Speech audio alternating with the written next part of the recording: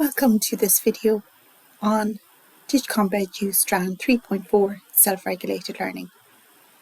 This video will look at models for self-regulated learning. In this video, you will explore the pedagogies underpinning self-regulated learning and learner agency. We will consider the phases and sub-phases or process that support self-regulated learning, and we will discuss some examples of self-regulated learning in practice. Learner agency is often defined as the learner's determination and capability to act. Much of this lecture is drawn from the work of Sarah Mercier and McCuna and Wise.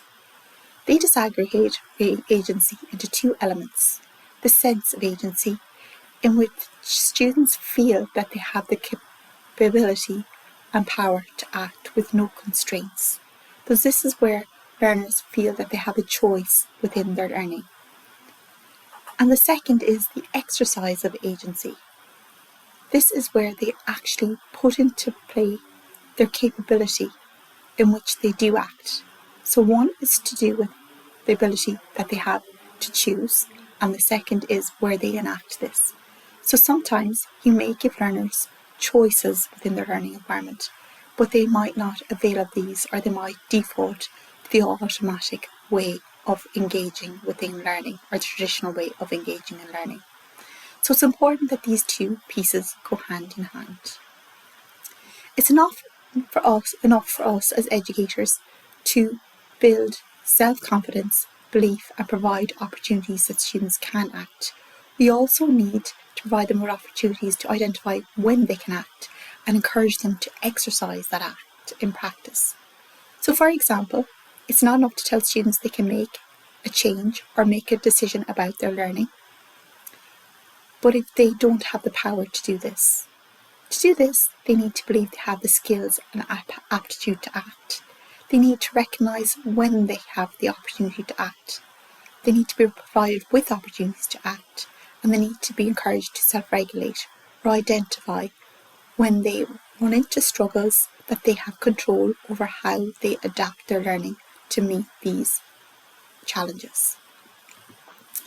Agency is closely related to our innate motivation, Maslow's hierarchy, and the need for self-actualization.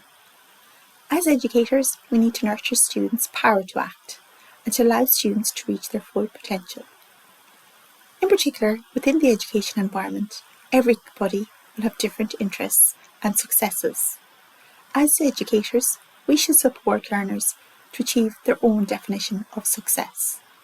For everyone, academic success may not be achieving a high grade. It may be just participating in the learning environment.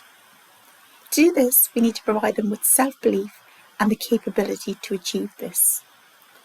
This can be difficult in a mass education system, and therefore learners need to play a more active part in shaping their learning environment. As educators, we need to instill the sense of belief and nurture agency, in which we encourage students to identify what they define as success, their learning goals, and support them in achieving these. Blask highlights learner agency in the context of what she calls the self-pedagogies. These are varying levels of self-regulated learning. At the bottom level, we have self-efficacy. This is where students need to believe they can achieve something. In our teaching, we need to motivate and build learner confidence, particularly in an engaging digital environment. This is where we tell students that they can achieve a learning outcome and is possible for them. Building self-efficacy is a critical foundational block. The second level is self-directed learning, where learners, now that they're confident, take the initiative in identifying their learning preferences and materials to satisfy this. So once students are confident, they can identify goals for themselves and identify what they need to achieve those goals. Self-regulated learning, or self-regulation, is the next level. This is where students set measures for success and can self-assess. So they've identified their goals, they identify what they need to learn. Now they self-assess their progress, if they're achieving those goals, and if not, they adapt their approaches based on these. Self-determined learning is the highest level of critical and self-regulated learning. This is based on where students select the learning pathway, ongoing reflection and self-assessment. In addition, self-determined learning encourages students to take what they've learned in one environment, for example maths, and be able to apply it in another context, for example science. So self-determined learning is where they can take skills learned in a particular discipline or subject area and apply them in another context. Interdisciplinary teaching, integrated teaching, thematic teaching all facilitate this. So we can see that there is different dimensions regarding the concept of learner agency. However, we need to consider agency as a combination of all these selves and that it's a continuum. So where do we start? First of all, where students are at the moment is they're largely dependent learners. They need structured guidance and teaching. They have very little options to influence their own learning environment. They're completely dependent on the teacher to teach them material, to set learning goals for them, and assess them. We need to move them then towards interested. This is where students are given choices about their learning, and they engage with those choices and make decisions about those. The third level is where they're involved.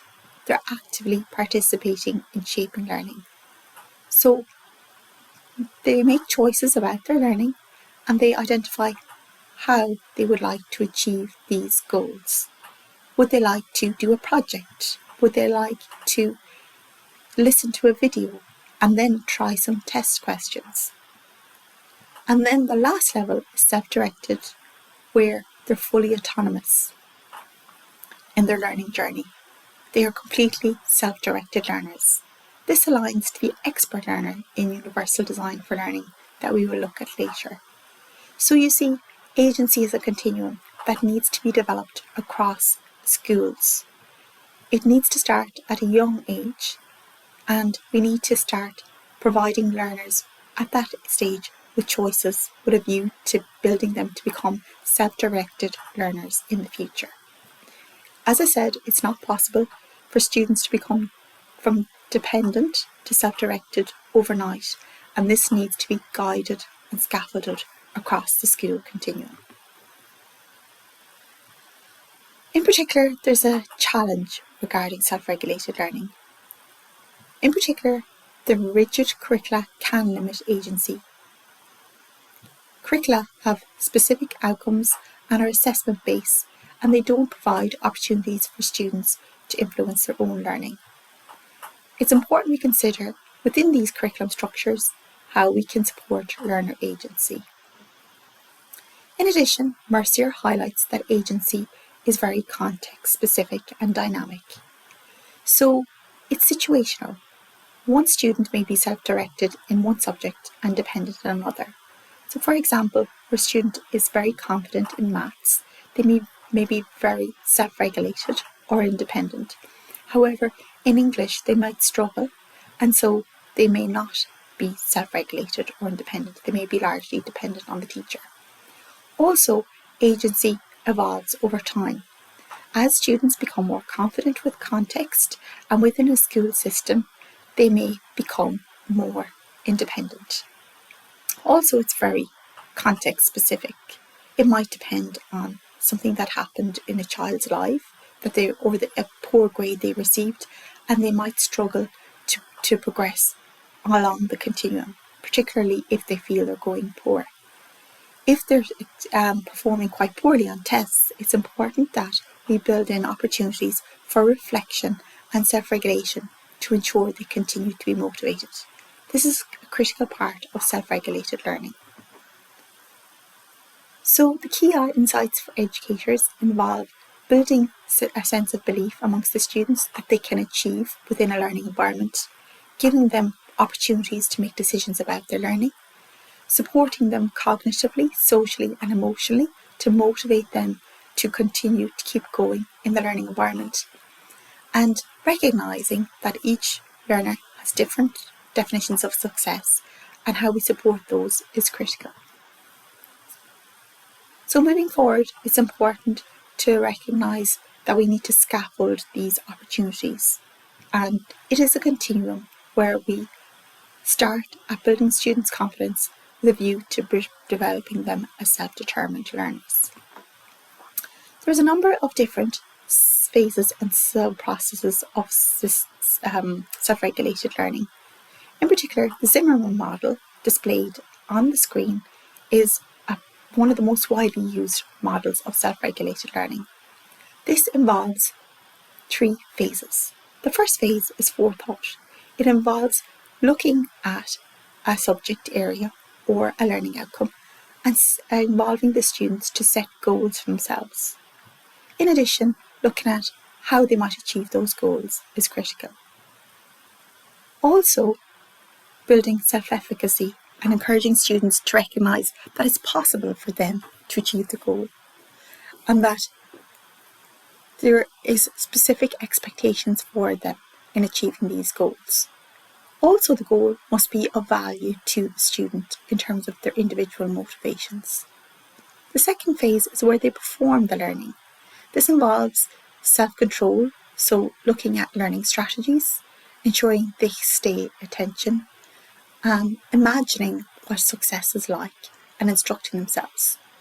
In addition, in the middle of learning, it's important that they monitor their progress and experiment with different techniques to see does it help them to learn better. The last phase is self-reflection, where they reflect on their overall performance and if they were successful or not, and adapt if needed. An example of this in practice is homework. So you may set different tasks or different levels for homework or independent learning.